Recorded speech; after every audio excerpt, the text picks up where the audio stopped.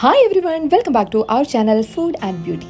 നമുക്കിന്ന് one pot recipe ആയിട്ട് ഒരു അടിപൊളി ചൈനീസ് ഫ്രൈഡ് റൈസ് ഉണ്ടാക്കിയെടുക്കാം.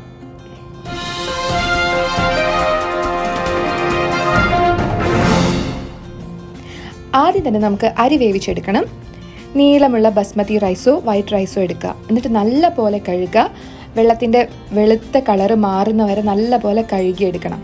അതിനുശേഷം നമുക്കൊരു പാനിലേക്ക് വെച്ചിട്ട് ആവശ്യത്തിന് കുറച്ചധികം വെള്ളം വെച്ചിട്ട് ആവശ്യത്തിന് ഉപ്പും അതുപോലെ എണ്ണയും കൂടി ഒഴിച്ചിട്ടാണ് വേവിച്ചെടുക്കുന്നത്.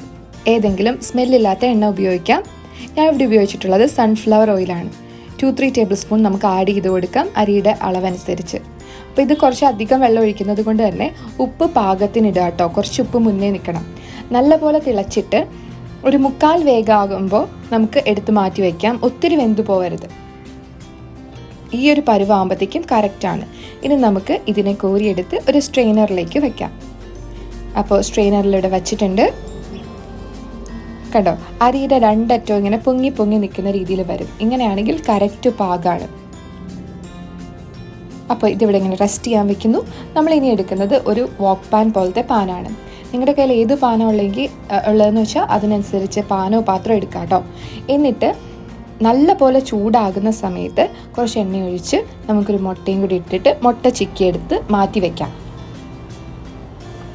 അപ്പോൾ മുട്ടയിലേക്ക് കുറച്ച് കുരുമുളക് പൊടിയും ഉപ്പും ചേർത്തിട്ട് നന്നായിട്ടൊന്ന് ചിക്കിയെടുത്ത് മാറ്റുവാണെങ്കിൽ കുറച്ചും കൂടി ടേസ്റ്റി ആയിരിക്കും.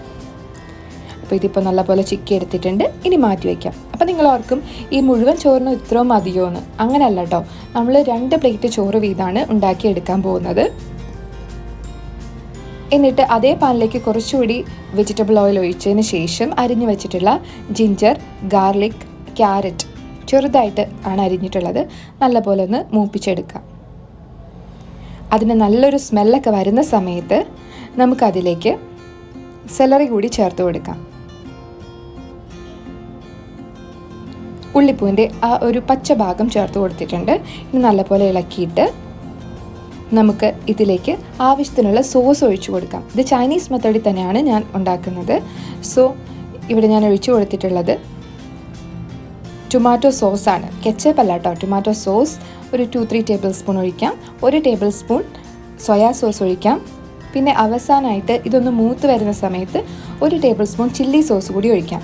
അല്ല സോസിൽ ഇങ്ങനെ തിളച്ച് വരുന്ന പച്ചക്കറികൾ നന്നായിട്ട് ജ്യൂസി ആയിട്ടിരിക്കുന്നതായിട്ട് കാണാൻ പറ്റും. ഈ സമയത്ത് നമുക്കിതിലേക്ക് 2 പേർക്കുള്ള ചോറിട്ട് കൊടുത്തിട്ട് നല്ല പോലെ മിക്സാക്കി എടുക്കാം. ഇതെല്ലാം ചെയ്യുന്നത് ഹൈ ഫ്ലെയിമിൽ ഇട്ടിട്ടാണ് കേട്ടോ. അപ്പോൾ ഞാൻ ആദ്യം മുട്ട പൊരിച്ച പാത്രത്തിലേക്ക് തന്നെയാണ് ഇതെല്ലാം ചെയ്തെടുത്തത്. 1 പോട്ട് റെസിപ്പി ആയതുകൊണ്ട് ഇത് കഴുകേണ്ട ആവശ്യമൊന്നുമില്ല, ഒരു കുഴപ്പമില്ല കേട്ടോ. അപ്പോൾ ഇതുപോലെ ചോറിട്ട് കൊടുത്തിട്ടുണ്ട്. ചോറ് നല്ല പോലെ സെറ്റായിട്ടുണ്ട്. ഇനി നല്ല പോലെ ഇളക്കി ഒന്ന് എടുക്കണം. സോസിലൊക്കെ കിടന്ന് മിക്സ് ആകുമ്പോഴത്തേക്കും അടിപൊളി ടേസ്റ്റിലുള്ള ചൈനീസ് ഫ്രൈഡ് റൈസ് നമുക്കിവിടെ കിട്ടുന്നതാണ് കേട്ടോ. അപ്പോൾ ഇത് നല്ല പോലെ മിക്സായിട്ട് എല്ലാ ഭാഗത്തേക്ക് എത്തുന്ന രീതിയിൽ ഇളക്കി യോജിപ്പിച്ചെടുക്കണം. ഇപ്പോഴും ഫ്ലെയിം നല്ല പോലെ തന്നെ കൂട്ടിയിട്ടേക്കുക. അങ്ങനെയാണ് ചൈനീസ് വിഭവങ്ങൾ ഉണ്ടാക്കുന്ന ഒരു രീതി. ഹൈ ഫ്ലെയിമിലായിരിക്കും. ഇനി നല്ലപോലെ സെറ്റായതിനു ശേഷം അതിലേക്ക് ബാക്കിയുള്ള സെലറി കട്ട് ചെയ്തത് കൂടി ചേർത്ത് ആദ്യം നമ്മൾ ചിക്കി വെച്ചിരുന്ന മുട്ട കൂടി ഇതിലേക്ക് ആഡ് ചെയ്ത് നമുക്ക് കൊടുക്കണം. ഇത്രയും കൂടി ആഡ് ചെയ്ത് മിക്സ് ആക്കുകയാണെങ്കിൽ നമ്മുടെ ഫ്രൈഡ് റൈസ് റെഡി ആയിട്ടുണ്ട്. ബിരിയാണി ഒക്കെ ഉണ്ടാക്കുന്നതിലും വളരെ എളുപ്പത്തിൽ പെട്ടെന്ന് തന്നെ ഉണ്ടാക്കിയെടുക്കാൻ പറ്റുന്ന ഒരു റൈസാണ് നമ്മുടെ ഈ ഫ്രൈഡ് റൈസ്. അപ്പോൾ എല്ലാവരും ഒന്ന് ട്രൈ ചെയ്ത് നോക്കുക. ഇതേ രീതിയിൽ ചൈനീസ് രീതിയിൽ തന്നെ ട്രൈ ചെയ്ത് നോക്കുക. നല്ല സ്വാദിഷ്ടമായിട്ടുള്ള ഒരു വിഭവമാണ് കേട്ടോ. അപ്പോൾ ഇതുപോലെ 2 പേർക്കുള്ളത് വീതം ഉണ്ടാക്കിയെടുത്ത് സെർവ് ചെയ്യാം. തണുത്തു പോയി കഴിഞ്ഞാൽ സ്വാദുണ്ടാവില്ല. സെർവ് ചെയ്യുന്ന സമയത്ത് വേണം നമ്മൾ ഇതുപോലെ എടുക്കാൻ. ഓവനുള്ളവരാണെങ്കിൽ കുഴപ്പമില്ല, ഒന്ന് ചൂടാക്കിയിട്ട് വിളമ്പിയാൽ മാത്രം മതി. ഇപ്പോൾ അടിപൊളിയായിട്ട് സെറ്റായിട്ടുണ്ട്. അപ്പോൾ എല്ലാവരും ട്രൈ ചെയ്ത് നോക്കിയിട്ട് അഭിപ്രായം പറയാം. അടുത്തൊരു അടിപൊളി വീഡിയോയുമായിട്ട് വീണ്ടും കാണാം. ഫുഡ് ആൻഡ് ബ്യൂട്ടി റിലേറ്റഡ് വീഡിയോസിനായിട്ട് ഈ ചാനൽ എന്തായാലും ഇപ്പോൾ തന്നെ ഒന്ന് സബ്സ്ക്രൈബ് ചെയ്തേക്കൂട്ടോ. Take care, by.